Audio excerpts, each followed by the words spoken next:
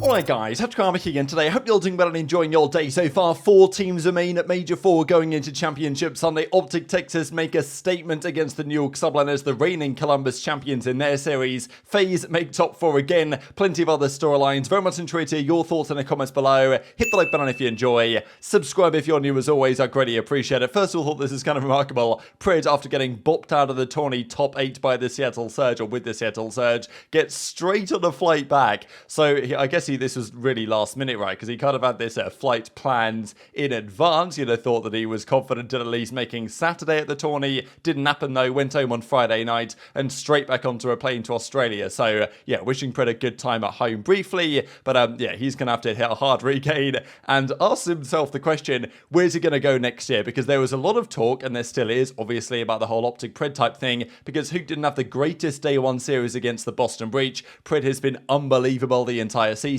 But today, Huke, when the question was asked of him, once again delivered. Now, the first series, another DoorDash challenge here. This, I don't understand. How did Vegas lose to this team? But then again, this is classic Florida Mutineers. They turn up to the tourney, they ruin a team's weekends. Major 1, they ruined OpTic's, right? Then they ruined the Subliners at Major 2. This time they ruined Vegas. So, you know, maybe they'll have to give some credit back to Vegas and ruin Minnesota Rokkr's time at Major 5. But Mutineers literally turn up, win 1 series against a fan favorite team generally, and just go straight home afterwards. They got absolutely cooked in this series. Toronto take them down. A solid run from Toronto in this tournament. They could have got all the way to Sunday, and we'll talk about that here in a few minutes' time. And I'm sure they'll be gutted that they didn't, but yeah, Mutineers top 8, 10 points on the line. They beat Vegas, but I mean, look, how did Vegas lose to this team that got absolutely destroyed? Florida might be the best of the worst, but I mean, they still ain't particularly good. And look at these numbers, right? Scrappy went marginally positive. Hicksy had a great series. Hicksy definitely better on land than he was online. We can say that about a few players this weekend, and CleanX finally had a really standout series here, but Hicksy, when it came to the FaZe series, slightly different story as we will get into. First of all though, this was one of the FaZe series versus the Los Angeles Thieves grudge match. This is phenomenal. Series of the day that I was really looking forward to. Obviously the Drazah storyline against these guys, what Slasher had to say to them before after he beat them at Major 3, and he said basically, I taught you guys how to play Call of Duty. They owe a lot of their success to me and all this. And Kenny said, I believe, on a recent podcast they did with Thieves, like, look, beat us once and say that, fair enough,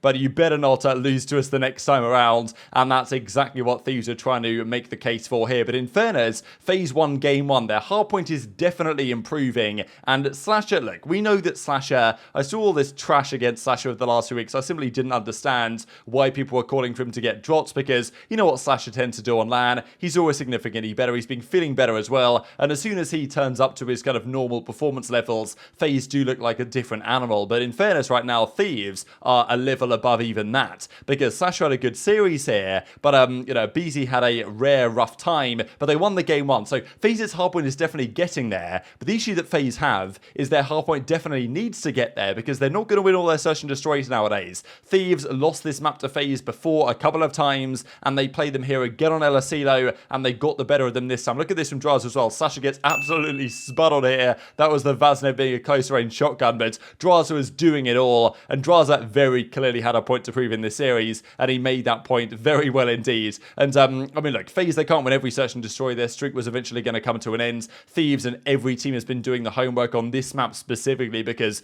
this was the map where FaZe dominated for some time, and Thieves have finally figured out how to convert their first bloods, and this clutch from Drazah was just another nail in the coffin of FaZe going down, well, in that map and going 1-1. Then the control, Thieves took this relatively comfortably in the end. Drazah was making some huge plays. Honestly, the entire team played well. Kenny got kind of fried as well, which is an additional concern to the competition, because Octane, Envoy, Drazah played very well. Kenny didn't have a particularly good series statistically, but it was still enough to beat FaZe, and a 4-piece from Drazah, quad feed in the feed, don't see that very often, and Drazah is doing it again on the Hydra. This map I thought, okay, it's the aBeZy time to really shine, right? And aBeZy didn't have a great map here at all. Drazah was the one delivering. Kenny again didn't really have to do too much, but Envoy was delivering the numbers, and that is a W for the Los Angeles Thieves. I'll just share this on screen here with what Drazah had to say, or you know, at least you can see what you might be saying, let's just say, over the stage of the FaZe guys. I mean, man, it's just great content, it's got to be said.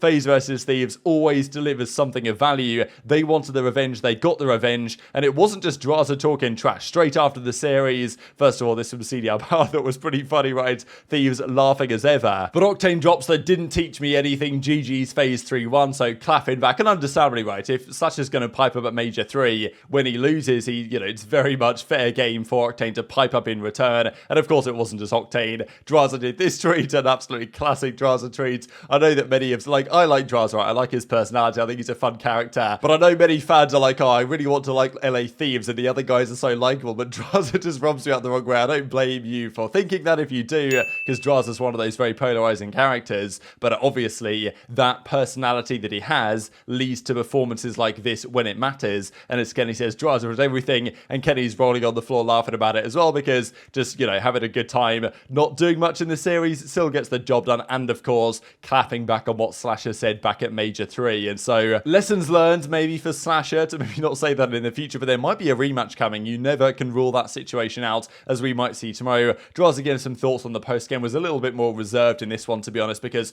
the job is far from done, but that is a top 3 secured from Los Angeles Thieves, and as expected, I think, really, before going into the tournament, Thieves versus OpTic was inevitably going to happen, I thought, and it happened in the winners final as many expected, and we'll get to how OpTic got there in a few minutes time. Welcome to lads as Drazah after beating FaZe, and look, Cam Slasher straight over to X Defiance. Slasher individually didn't have a bad series, aBeZy had a rare, difficult time of things, but Kenny got fried, but it doesn't matter when Drazah's going plus 22 for a 1.33, and that is enough to get them through to Sunday without losing a series so far. OpTic, though, they saw that result from Thieves, they thought, alright, let's see what we can do against the sublaners. This also, on paper, a pretty tricky series. Sublaners are very good historically at Columbus. They won the Prem event in that same venue last year. Yes, different team, but Kisman and Hydra were there, and they were looking great in the first round of the tourney they played. Okay, they played Vegas, and we know that they didn't play particularly well, but I thought this would be competitive. I was thinking, okay, maybe 3-1 OpTic. Sublaners will probably take a respawn in here somewhere, but it didn't happen. Game 1, Huke just came to play. And this is the thing, right? The other day, Huke didn't have a great series in their first game, and I thought, alright, with Pred dropping a 1.2 every single series he's ever played, there were questions being raised again. We know how well Huke and Shotzzy go, but still, to me, it comes down to champs at the end of the day. If OpTic plays top 3, top 4, top 6 at champs, I think they've probably got to make a change. Pretty's a generational talent that doesn't come along very often, and if you don't get him, then someone else is going to get him. But it's very hard to argue against the way Huke is presently performing. A masterclass, honestly, game 1. This is incredible how consistently OpTic are able to put top respawn teams in a blender situation where they're losing by 100 plus. OpTic are taking good respawn teams, 250, 160, 250, 130, 250, even 180. That's a comfortable dub, and OpTic get the job done. And this was not even close, man. This looked like subliners versus Vegas from day one. Ghosty went 28 in 16, Huke was 35 in 19, and that ties the win record for Hardpoint in CDL history. It's tied 4 ways now with, I think it's Huntsman in Modern Warfare. I think FaZe might have had a streak in there as well, but also I think it was subliners at the start of Cold War. So still, OpTic tied the record if they win their first Hardpoint they play against Thieves tomorrow, as they did when they played online. Then they will break the all-time CDL record, and I believe they've won their last 20 Hardpoints against teams that aren't called Toronto Ultra. That's the only team, Toronto, that took Hardpoints off them back at Major 3. Apart from Toronto, they have been literally beating everyone in Hardpoint. It's absolutely absurd, the consistency of these guys. And Huke wasn't done just there. Round 1 of the Search and Destroy, just to set the precedent, gets a fantastic ACO on Fortress, and as soon as you saw this, you thought, okay, this is probably just over, right? Like, OpTic, I was kind of expecting a better performance in this series from OpTic than what we saw in the first series against Boston, because sometimes with great teams, the first series on land, it's a bit of a different situation to online. It takes a bit of time to warm up. I wasn't really expecting them to fry Boston by any means. They got the job done, was pretty close, but it's often the next series you play where they really deliver the goods here, and this was just ridiculous how confident OpTic looked. This eventually was 6-3, and Priest-Stefan himself in a 1v2 goes down, and then the control, I thought, alright, let's see how this goes, because the control hasn't been phenomenal. It's probably been their only weakness at times. They lost it to Boston, of course, when they played them online. There were some questions here, but OpTic just looks so comfortable. They fried them off the face of the earth there. 3-1 on this LSELO control. I don't know what JP is feeding these guys, but damn, they are most certainly cooking something, and Ghosty and Huke deserve so much credit for this team, and this is Ghosty, probably his best individual series that he's played so far. Obviously, Dashy's given the credit to Kyler because, look, as an SMG player, going to be more impactful, but we know how valuable valuable Ghosty has been to this team. I saw some of the numbers floating around Reddit today actually in terms of LAN KDs, comparing the performances of Ghosty to when iLLeY was on the team, and the overall KDs between the two. iLLeY had a 0.92, Ghosty has a 0.94. Of course, it's going to be higher after this series with the average getting drawn up, but on LAN I think it's a different story. I believe that iLLeY on LAN had something like a 0.88, and Ghosty on LAN is at a 0.96, almost at a 1. So on LAN performances, that's where obviously KD isn't everything, right? And in terms of leadership and all these other factors, Ghosty has been massively impactful, but also in terms of pure KD and statistical performances, Ghosty has given more to OpTic, and he did certainly in this series. This was comfortable. 3-0 over a solid subliners team to get on to top 3. It was expected OpTic would make this run, but the fashion in which they won this series was very impressive.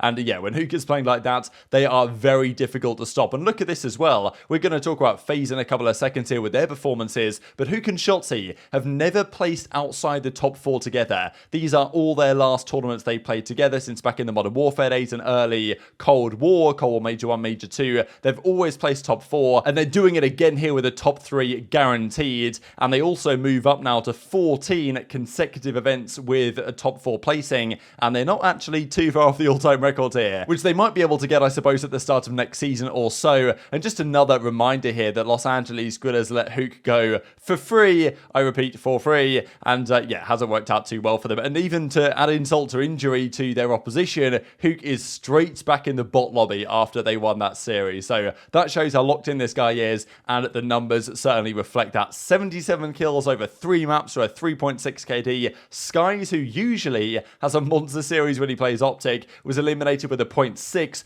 Ghosty had a 1.61, highest KD in the lobby.